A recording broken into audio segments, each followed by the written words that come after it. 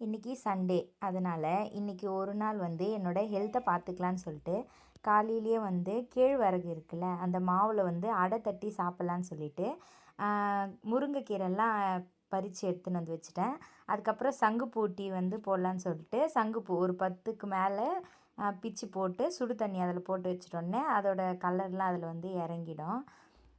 மண்டேலேருந்து Saturday வரைக்கும் பசங்களுக்கு வந்து ஸ்கூல் இருக்கிறதுனால சாப்பாடு மட்டும்தான் செய்வேன். எனக்குன்னு தனியாக டயட் ஃபுட்டு எதுவும் வந்து செஞ்சுக்கிறது இல்லை.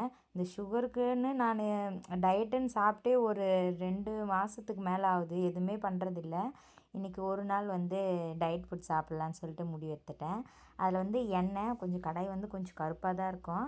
அது கொஞ்சம் பழைய கடாயினால் அப்படி இருக்கும். யாரும் எதுவும் தப்பாக நினச்சிக்க வேண்டாம். ஆனால் க்ளீனாக தான் இருக்கும். அதில் வந்து எண்ணெய், கடுகு, கடலப்பருப்பு, உளுத்தம்பருப்பு, வெங்காயம், அப்புறம் காஞ்ச மிளகா, கறிவேப்பிலை இதெல்லாம் போட்டு வதக்கிக்குவேன். அது பாருங்க சாரம் வந்து இறங்கிச்சு. ஆனால் அது எப்போ குடிப்பேன்னு எனக்கே தெரியாது. அதுக்கப்புறம் வந்து முருங்கைக்கீரை வந்து போட்டு முருங்கைக்கீரை போட்டு நல்லா அந்த பொரியும் அது மாதிரி இருக்கும். அது மாதிரி வரைக்கும் வதக்கிக்கிட்டு அப்புறம் தேவையான அளவு சால்ட்டு போட்டுட்டேன். அதுக்கப்புறம் கெவுரு மாவு வந்து எடுத்து பார்த்தா தான் தெரியுது மொத்தமே பூச்சி வச்சுட்டுக்குது. சரி என்ன பண்ணுறதுன்னு சொல்லிவிட்டு கோதுமை மாவு வந்து சரி பண்ணலாம், அதுவாவது இருந்துச்சேன்னு சொல்லிட்டு அதை பண்ணிட்டேன். எனக்கு வந்து எப்படின்னா சாப்பாடு சாப்பிட்டாலும் சரி, இதுமாரி டயட் ஃபுட்டு சாப்பிட்டாலும் சரி, அந்த சுகருன்றது வந்து சாப்பிட்டதுக்கப்புறம் 200 மேலே தான் இருக்குது. அதுக்கு சாப்பாடே சாப்பிட்லான்னு சொல்லிட்டு ஒரு வாட்டி நான் சாப்பிட்டுறது. இப்போ ஆனால் என்னோடய ஹெல்த்தை பார்த்துக்கிறதே இல்லை. சாப்பாடு மட்டும்தான் சாப்பிட்றேனே.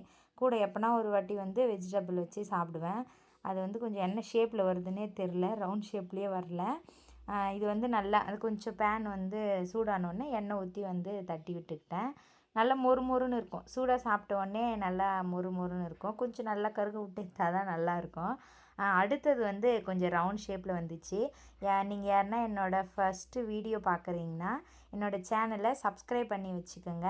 நான் இதோட ஒரு குட்டி குட்டி மினி விலாகாக எடுத்து போடுறேன். என்னோடய சேனலுக்கும் சப்போர்ட் பண்ணுங்கள். என்னோடய சேனல் நேம் வந்து ஸ்வீட் வித் அனு.